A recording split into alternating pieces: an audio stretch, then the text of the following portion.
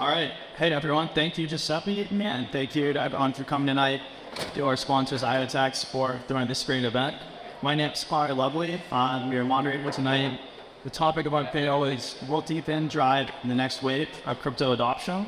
And I've been in this space since 2020, researching, podcasting, writing, and I'm super excited to moderate this panel today. Selfie.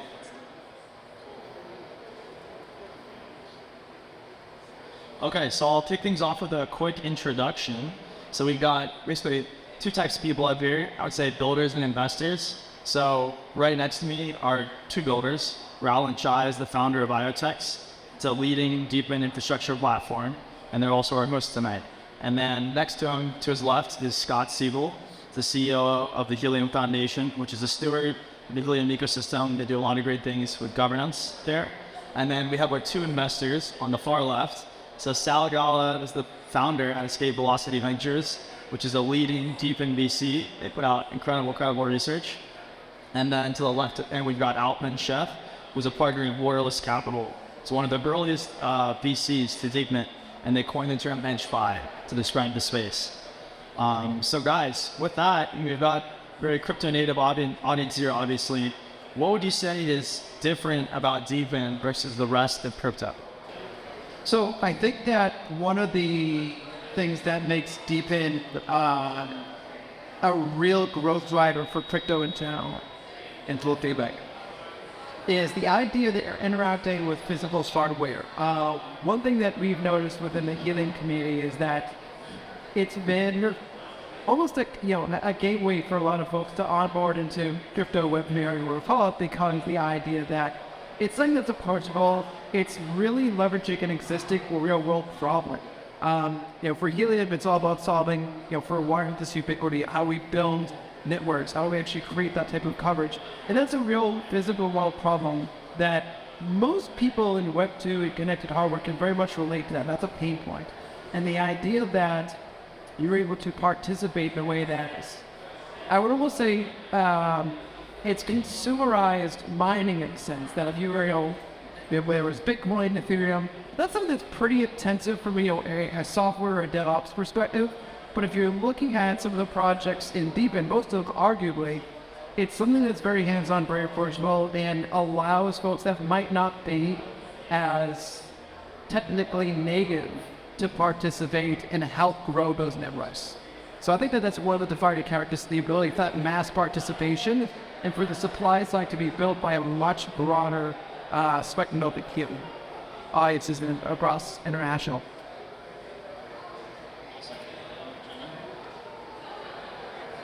Yeah, definitely, Scott. Bring this to you. Now, on your side, DePIN is very sticky, right? So you don't have to play with MetaMask. You don't have to understand a DeFi.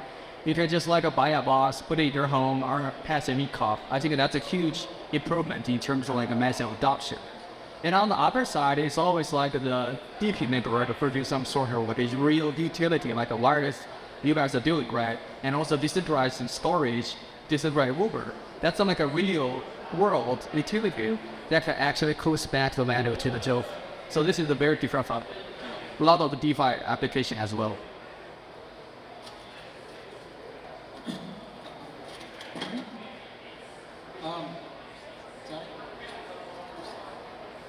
Yeah, I think there's a paradox with DePIN, which is that it's finally tangible. A lot of the projects offer something that's very tangible. And so it feels like it's less esoteric, it's less speculative, it's less strange for people. But the paradox on the other side is that because it's so hardware dependent and so hardware based, it actually takes time to develop those networks of products and services and retain adoption. And so I think that there's DePIN has the pros of being so relevant to everyday people. At the same time, it has a lot of challenges around coordinating very complex architectures to even, manufacture devices, get them out to people, etc. And I think that that's where people are now refining those processes. We're very, very bullish. We think that we've learned a lot in the last few years. But I think that there's some nuance about what DePIN actually is that we're getting to get better and better at. Awesome. So a couple questions for builders here, Scott and Raullen. Scott, to you first. I mean, if you could just give us like a 1 or 2 minute overview of Helium's journey from its pre-crypto roots all the way to where you're at now, which is almost 1 million nodes deployed worldwide. Yeah, sure. So Helium is actually almost a decade-old story. Helium was actually PIN before it was DePIN. It was the idea of solving for this, how do you solve for connected devices in the wild?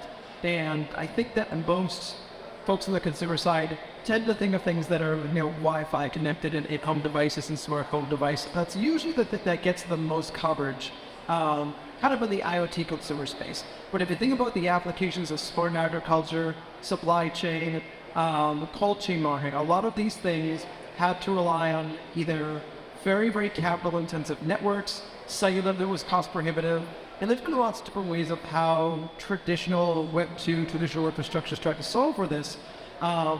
But even as we see, some of those networks have really struggled to scale. So Helium started off very much as more of a Web 2 style product, building hardware, and then between its origins, Nova Labs, the original founding team of the network, that growth really unlocked the idea of bringing in a blockchain. So Helium went from a more traditional centralized model to the idea of a community-built network originating on mainnet in 2019 with its own chain. Mostly because there weren't a lot of options at that time in terms of how you could build things. So 2019 it launched on mainnet. Nova Labs is the original provider of hotspots. So I think most everyone should expects it was the story. You buy a Helium compatible hotspot. Some people put it in your windows. Some people put it up on towers. And what the community has done as far as deploying these hotspots is amazing. And for that first year, we had a few 100 hotspots once we launched on mainnet. One of the things that really allowed him to scale, a few things I think were key to unlocking growth. Number one was the idea of going from one primary manufacturer to opening that up and decentralizing, in effect, to having a community of different hotspot manufacturers and distributors. So better for scale, better for open markets, and really spoke to the idea of how do we create kind of economic efficiencies as well. Once that came into place, we went through a few thousand hotspots in early 21. I think we closed out 2021 with nearly 500 million hotspots deployed, and then by the end of 22, nearly 1 million hotspots deployed. And it just speaks to not just the incentive of working, but also an incredibly engaged community that was not just excited about the use case, but was solving a problem that was really a pain point for a lot of these businesses, a lot of these individuals who were trying to deploy connected devices. So, it brings us to where we are today. Helium originally started in solving for connected devices and IoT. We leveraged that community and the physical network itself. Really an idea born from within the community of what else can we do with this? We've got an incredible global physical network as a community.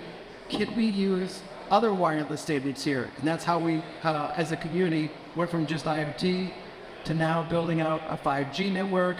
And then there's other networks that are also exploring the idea for coming out to Helium. And now it's really this vision of network of networks and how do we continue on what was the original North Star of solving for wireless ubiquity and leaving no person or device behind. Awesome. And Raullen, for you, we've talked about IoTex's goal of being the home of DePIN. So what are you all doing? What have you done in the past, and what are you all doing now to make that a reality? Yeah, the different we are tackling the same problem from a very different angle. Helium is like a large team, so they can do everything end to end, from the hardware to the blockchain to the middleware to the mobile apps to whatever, right, by themselves. But we do see a lot of the DePIN projects or builders, they're relatively small. They don't have the capacity to do everything end to end. So that's why IoTeX is always positioned ourselves into the leading infra provider for DePIN builders by providing a common hardware for them to use, so they don't have to worry on the hardware at all. And also providing this a completely decentralized middleware protocol for them to use, which talks with a lot of devices, connect the metrics data from the real world, doing massage validation processing to produce a validate proof for the smart contract. So what we really want is, developer to really focus on a smart contract front end and they issue like a DP project as simple as, issue like a final DeFi project within a few days, right? So in that, we can see like a lot of like a booming for a DeFi project, and we can see like a really booming for the sector as well. And Scott, for you, and deal with probably one of the largest DePIN projects, if not the largest. So what were some of the biggest obstacles that you and the foundation had to overcome to achieve that level of having a million around the world? I'm like, what surprised you? What were the biggest obstacles? So, building hardware is difficult. Building a physical network is difficult. Building a blockchain is difficult. So, how do we not do all three of those? I think, when touched on this earlier, was like, number one, how do you create a wider range of providers? I think that's something we've kind of started to repeat that process. So, number one, of how do we make sure we can have adequate supply through multiple providers? That was the idea.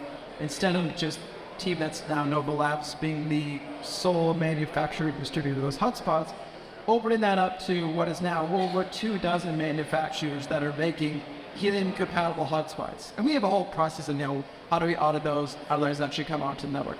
So that's number one, instead of how do we think about scaling in the supply side. The next bit is, we, as a community, Helium was its own L1 until just days ago, this book. Pretended. So it's a lot of technical resources. You're not just trying to build a physical network. You're not just trying to scale wireless coverage, but you're trying to build and maintain a whole layer one infrastructure and integrate that with a number of other providers. We kept buckling up, there's a lot of constraints and scaling limitations that it became clearer and clearer to the technical team, to the core developers, to the community. This was not going to be sustainable. And once we start to look beyond that IoT use case and look to scaling to multiple types of wireless networks, running our own one, it just didn't make sense. It wasn't pragmatic. And that's when we opened up and this was over a year-long discussion on how do we think about scaling for the blockchain side. And fast forward through the discussion, the deliberation, the evaluation, we just completed a major technical migration, moving on from our own layer one onto Solana's blockchain. So it was a massive project. To have that behind us, I was like, that's round of applause for the coordinators, for the community, the coordination effort to the entire foundation is huge. So that unlocks a lot of growth for us, not just in terms of speed and scalability, but the idea that all of these integrations that were a challenge for us now become more of a plug and play and simply. We're now living on a smart contract platform, so some of the things we've always wanted to have as far as tooling, these features, that opens up for us now. So that's another thing I'm having fun. And then as far as the demand side, we want to see more devices on the network. We want to be able to simplify that process to reduce the friction in that. So again, we're Nova Labs as one of the original providers of how do you bring a device onto the network. Now we're opening that up the exact same way we opened up the manufacturer side to how world's providers are bringing sensors on. So to us, it is kind of it's that stabilization where you're never really done, but how do you bring in more providers? How do you create redundancy? How do you create more larger effects that you have competition you can pull the providers back? For us, it's just an ongoing game. It's been a great ride, and we're really excited now to download 18 or wanted back to the focus of building wireless cores. Yeah, no, absolutely. So question for the group here, maybe the two investor friends on the left.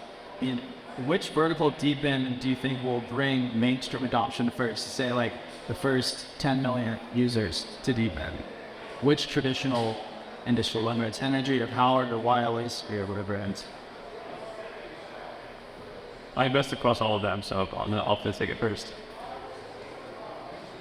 I think a lot of us saw that Helium, for many people, still fast daily has the typical exactly how to scale DePIN it was kind of in centralized infrastructure. And we still have a lot of we're pretty bullish, and we see a lot of reasons why wireless technology could be a leading edge for DePIN. And that being said, we also invest across the entire set of projects that we're building, whether it's in mapping space, environmental space, automotive space.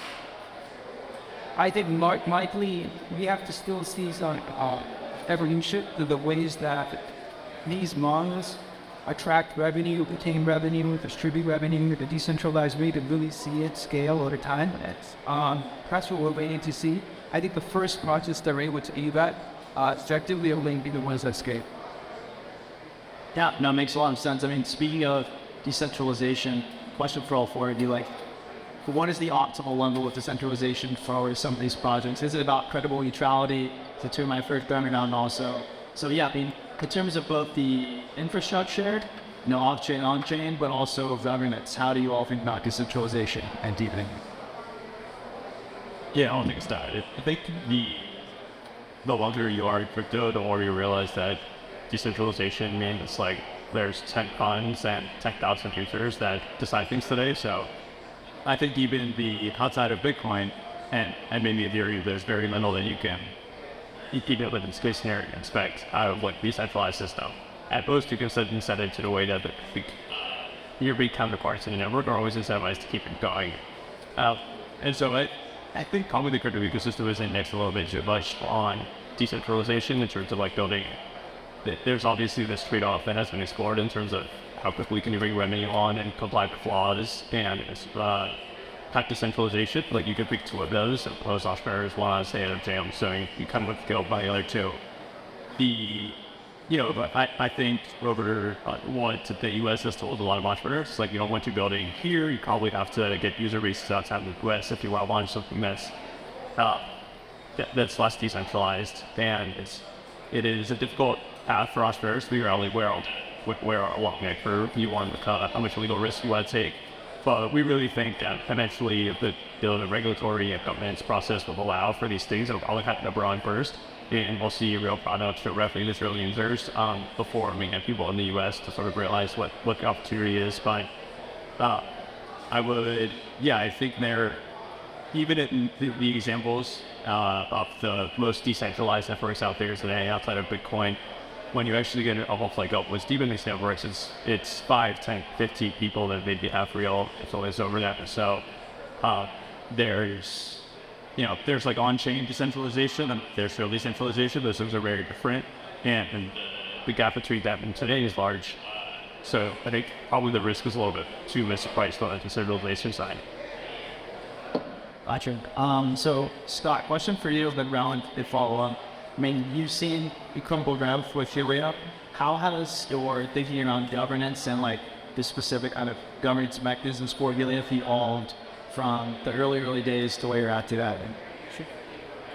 So, I think with governance, I don't know if there's anybody that's like really cracked it. It's very, very hard because there is really this mix of like, I think off-chain consensus is very, very real, but that still is going to be a very important part of it. How you think about kind of managing technical changes to economics and incentives. I think we've done a good job in the sense that, like for early days, everything was really done through Proof consensus. We were hosting community calls. It was so much more like make sure we bring the community along with these discussions, and how much can we be informative? How much can we open up that discussion to the broader community? And people were very actively participating in that. And we just kind of toying, what do those mechanisms look like and how we start to evolve that. So going from rough consensus to kind of social voting to actually bringing on-chain voting into the ecosystem with token-weighted voting. And we've been doing that now for probably, I think we're over a year at this point. And now with the migration, we're that evolution is taking us to what we call it's vote escrow tokens. It's the idea that the longer you're locking up, the more you are aligning yourself with the network economically, and that gives you more voting power on an exponential over so many year basis. And this is, we're still experimenting with it. But to us, it's the cornerstone is, are we making sure that the communities that we adopt, the decisions, the changes are really driven through the community, where the foundation's role is how do we continue to evolve that framework, and how do we keep thinking of what is efficient, because there's going to be dissent in this. I mean, designing these systems is hard. They're here, everything needs to be fully democratic and everybody has a say whenever their kind of weighted vote is. versus when do you want to have delegated voting? When is it better to have the technical experts driving something where you could delegate towards the individual and more representative? So we're still toying with it. I think the thing I'm really excited about right now is the idea of now we're creating distinction within our networks. That how you govern the IoT network within Helium should be completely distinct from how you govern the 5G network. The rewards need to be different, the incentives need to be different, the types of participants, the stakeholders. So evolving that into kind of what's our network of nodes framework, like we're still learning, we're still evolving, but I think that, you know, the core to this for any team, whether you're just getting started or whether you're kind of more of a veteran project, is making your community as involved, you bring them along, you create this space for that discussion. Now I think is like really gonna put what's core to this is making sure that you are involving all of your most line stakeholders, not just gear.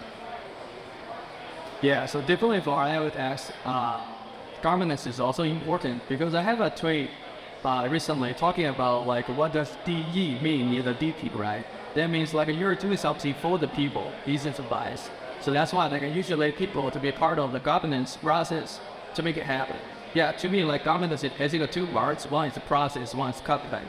So process means like you have so we have something called IoTeX and frequent protocol. Basically means anybody can actually propose something like have a temperature check on the forum and then kind of formalize into like an official proposal that everybody votes, right? It's just a good idea, just getting through, then getting it activated on the chain. So that's the process. So this process, of course, has to be fair, has to be efficient, as well as inclusive. Because a lot of things we're doing like community help understand. So we have to spend a lot of time explain why and how. And on the other side is what of the content, right? So we usually we have some challenges in order to draw the line between what should be goes through the governance and what should get not.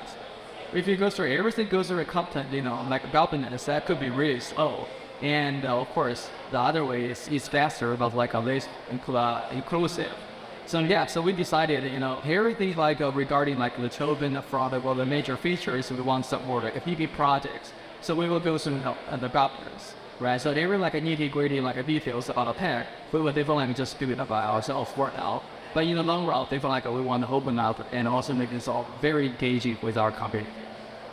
I think that's actually one of the interesting things that sometimes people feel like governance runs too slowly and realizing that can be very much a feature of sometimes the best thing to do and blockchain and crypto is to do nothing. They continue to deliver it because those types of changes have no effects. So come back spread or slow.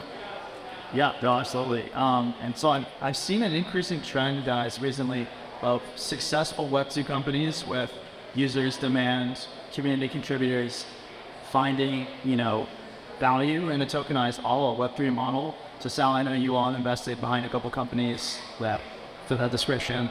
I'm sure IoTeX is kind of incubating with you as well. So are you all bullish on Web2 companies coming to Web3 and kind of shortcutting mainstream adoption a bit and bringing maybe 50,000 or 100,000 users at a time into Web3? Or do you think the Web3 need to kind of start out to lead the way for mainstream adoption? Yeah, I think for me, crypto is less about it's not a Web3 or Web2 company. Crypto is just a new way for capital markets to evolve. It's a new financial system, and any company should be able to finance itself with these new tools. And so, pretty much every crypto project today relies on this big chunk of speculation in its early days, and it says, if we're gonna launch a token, it's gonna have speculative value. We're gonna use that to build real value over time, and it's pray and hope that the markets give us the runway that we need to build what we have to do. There's another strategy that is, again, underexplored mostly for legal reasons. It's businesses can have revenue already and then launch a token. And if you look at what the Web2 equivalent is, you can IPO a company, but you can't do it in any market. Usually profitable tech companies have these windows of IPO and go public, and there's demand for that. And when the bear markets hit, you can list these companies because there's no demand for it. I think that the exact same thing happens in crypto markets where when interest rates rise and there's a bear market, all of the speculative demand leaves. And the question is, how resilient is your network to that? Whether it's because it has an install base of hardware that's really hard to replicate, or it has an extremely strong community, or it has a lot of revenues already, and it's a more kind of its valuation of a potential basis. So I think it's less of our Web2 and Web3 companies coming into crypto, and it's more of like, at what stage, do we want to launch tokens for unprofitable or profitable networks? And for the past 6 years, it's made sense to launch it for unprofitable networks because the market has been extremely rewarding to us. Now it's not so rewarding, and the question is, well, does it make sense to launch actually networks for profitable companies? And if we do that in a way that's sort of compliant? And probably in the US, honestly, there's no way to know if that's outlined today. So what the reality of, you can go and spend a couple $100,000 legal fees to find out. I've already done it, and the answer is that there is no answer. So really the answer is like to launch outside of the US or to take the regulatory risk and try to make an extra $100 million that you pay the federal government if you end up making it big out. And that's unfortunate, but that's the reality, I think, of like, usually we think technology always opts for risks, and that's kind of the choice now entrepreneurs face for that game. Raullen, follow-up question for you. I know you all about times incubated projects and want to get more projects on that. So I suppose that's the L1 for what I switched to the L2. What are some of their biggest wins and obstacles that these existing successful Web2 companies have when they're thinking about adopting a tokenized model? I think it's just about like if they're open sourcing app, right? So we're working with some like really big Web2 companies like this, right? So like the really obstacle we have to work with them in terms of transitioning to the Web3 company is like not everybody in this Web2 company they understand Web3 and why. So that's why like there's something sort of immutable kind of resistance inside in terms of like a pushing the project forward. But so that's why like we need really like a one or two like a really big use cases for Web3 you guys want you guys are doing. If everybody realize, okay, my 5G network can actually realize on like a Helium, that's a really like a good education or everybody, like to here.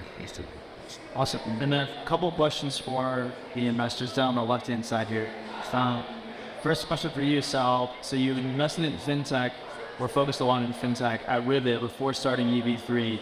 And in many ways, that I would see fintech as kind of the halfway point between the super antiquated traditional financial system and the crypto-centric, crypto-based financial system. So, what parallels would you draw between fintech and crypto in terms of adoption? And also, what are some big ways that they're very different?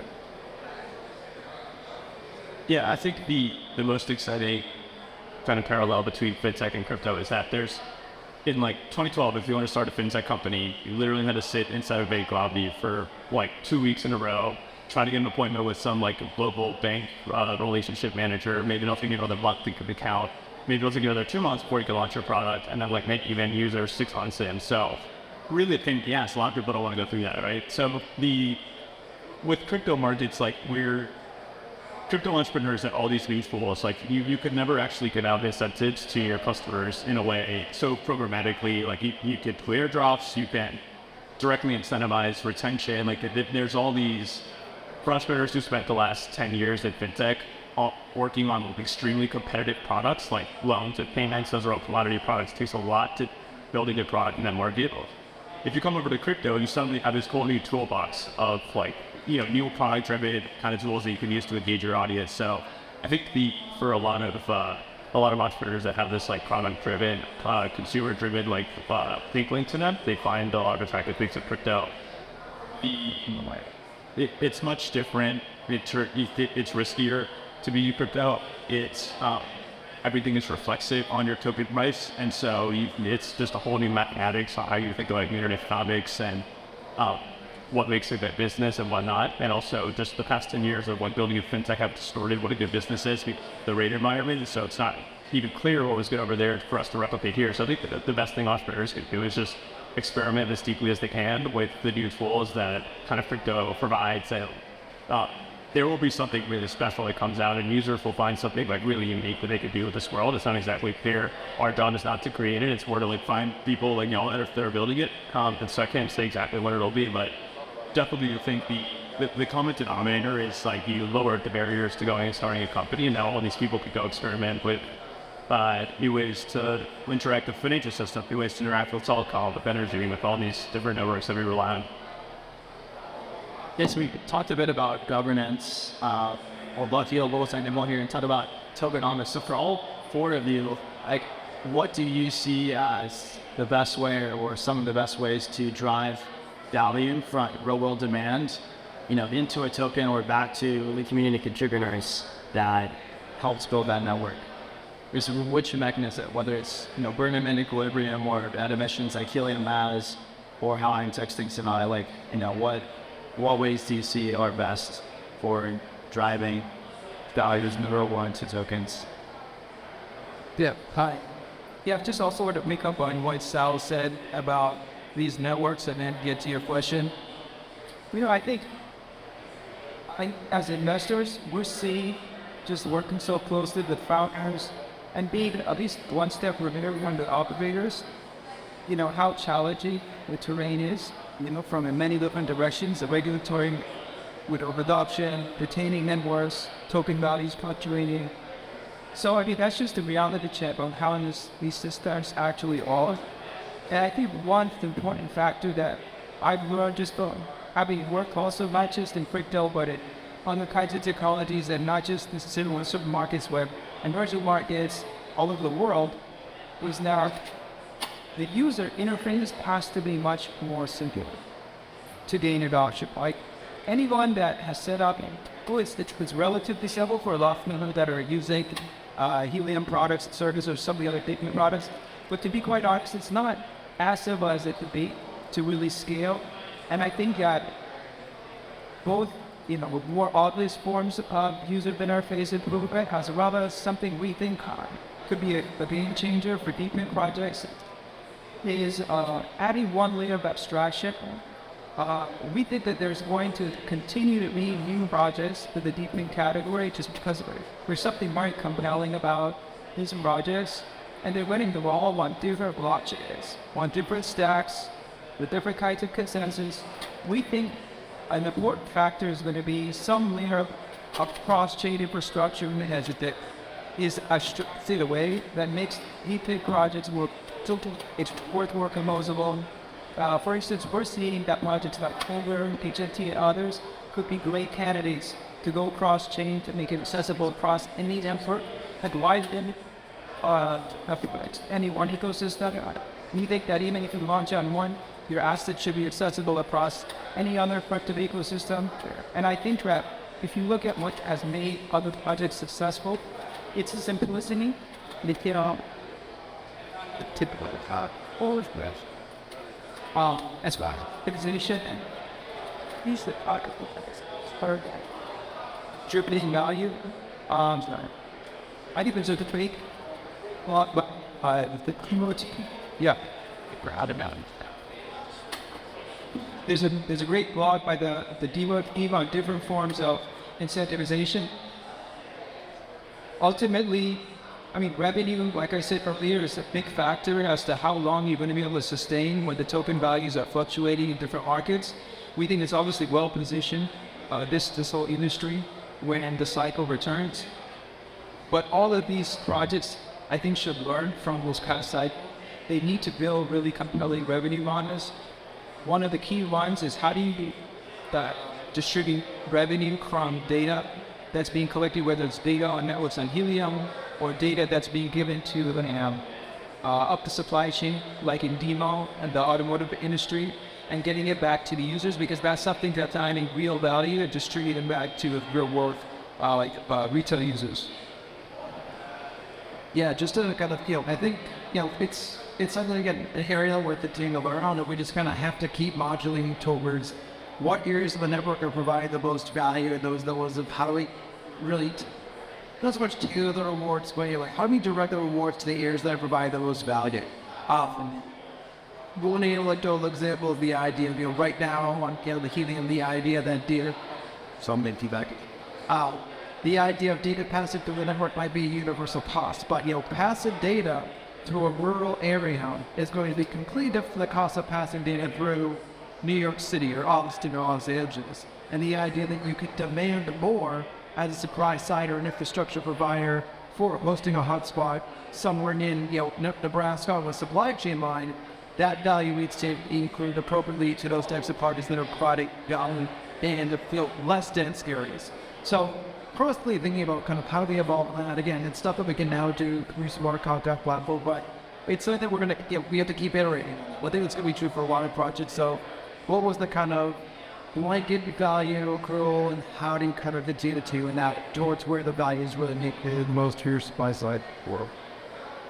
Yeah, so Sal, I know you've been traveling around the world, hunting for deals. And Alpen, I know you've done some work on tech adoption in emerging markets. So question for both of you is like, to get to 1 billion users, we're going to need worldwide participation, many countries, many nationalities of people. What does crypto adoption, specifically DePIN adoption, look like around the world, or how is it different from the US? And why is motivating people around the world to get involved with this important? Testing. Yeah, thanks, Sal. Great question. So I'm from Venezuela, which means like you don't really know if your water or electricity or whatever is going to turn on. So this idea of like DePIN, you have to guarantee that these things, like people are going to build their lives in commerce and like other civilization, and they're another source of like their daily lives on top of your platform. You really have to guarantee some level of certainty and low cost to make it work in emerging markets. So I think DePIN projects have this enormous challenge of like they have to make something work in the real world to be fully autonomous, and like people in emerging markets are extremely creative about fraud, so it just makes it like 10x harder to build anything that is economic and is sense of the word.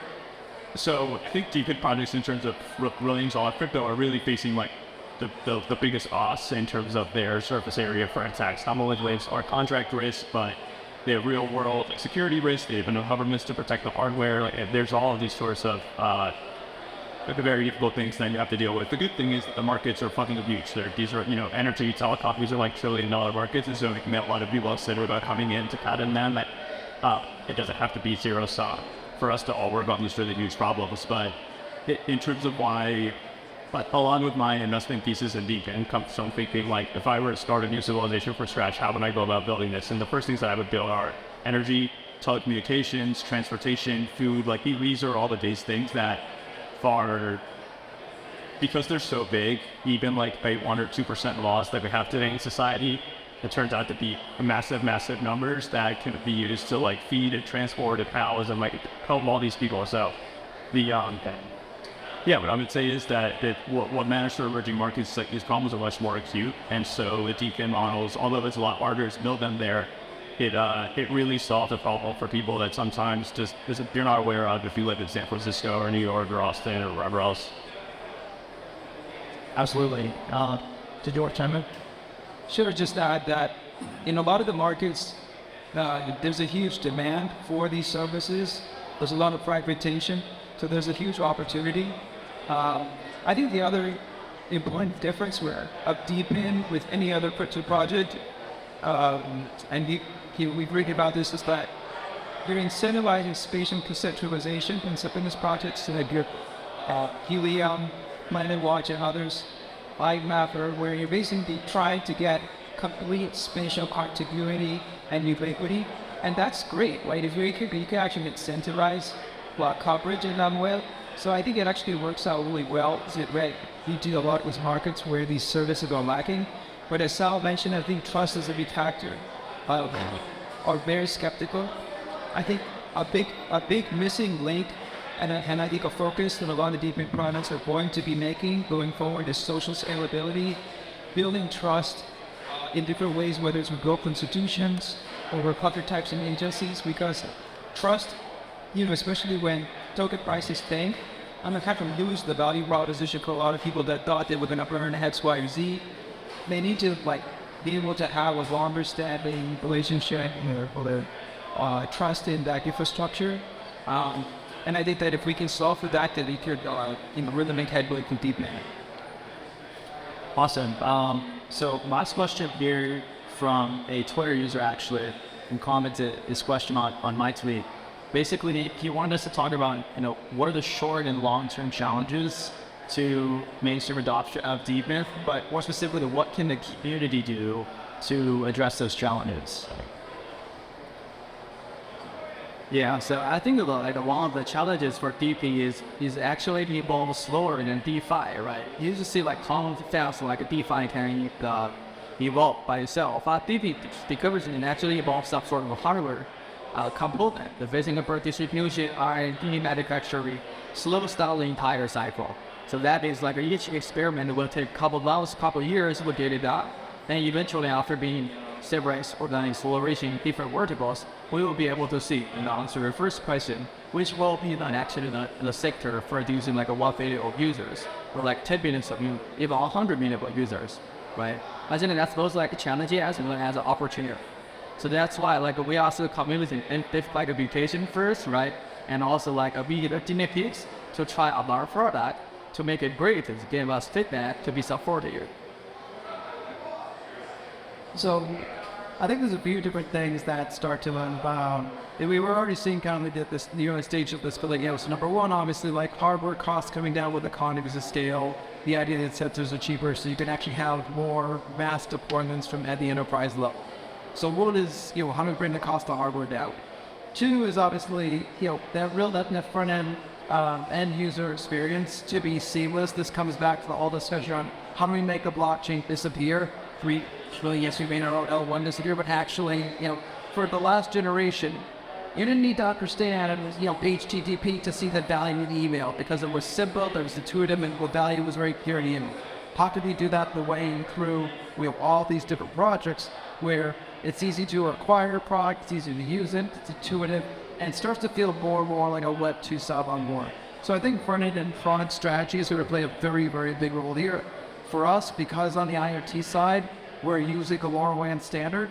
LoRaWAN as an industry completely separate from crypto, still has some of its issues around fragmentation, but working closely with a lot of the traditional enterprises, the LoRa lines, and how do we think about doing that? Because that is going to bring a lot more usage.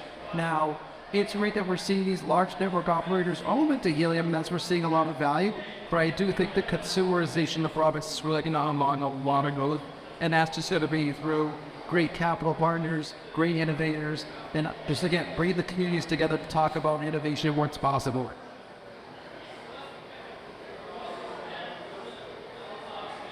I agree with everything that Scott Cawley said. I think my mental model for crypto is a Vine virus, and it's like if you were to design a virus out, you make it go viral as quickly as possible. You do two things: you make it asymptomatic for as long as possible, and then you make like on person it infect as many people as possible, right? So I think like what can everyone do is one, like don't leave in the bear market, and that's stupid. Like if you're actually interested in stay, knock with the fuck out and spine, but those are your two options.